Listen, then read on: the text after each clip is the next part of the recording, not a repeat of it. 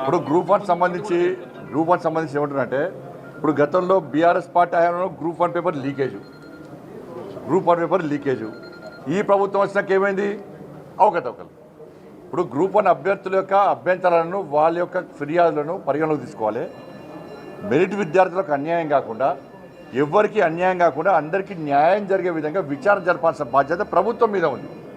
చివరకు ప్రభుత్వం స్పందించకుండా కోర్టు పోయే పరిస్థితి వచ్చింది. కాబట్టి గ్రూప్ వన్ విషయంలో ప్రభుత్వము చాలా సీరియస్ తీసుకోవాలి.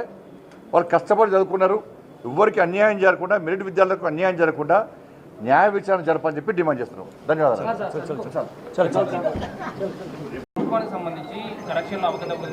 ఇప్పుడు గ్రూప్ వన్ సంబంధించి ఏమంటున్నారంటే ఇప్పుడు గతంలో బీఆర్ఎస్ పార్టీ హయాంలో గ్రూప్ వన్ పేపర్ లీకేజు ఈ ప్రభుత్వం వచ్చినాక ఏమైంది అవకతవకలు. ఇప్పుడు గ్రూప్ వన్ అభ్యర్థుల యొక్క అభ్యంతరాలను వాళ్ళ యొక్క ఫిర్యాదులను పరిగణలోకి తీసుకోవాలి. మెరిట్ విద్యార్థులకు అన్యాయం కాకుండా ఎవరికి అన్యాయం కాకుండా అందరికీ న్యాయం జరిగే విధంగా విచారణ జరపాల్సిన బాధ్యత ప్రభుత్వం మీద ఉంది.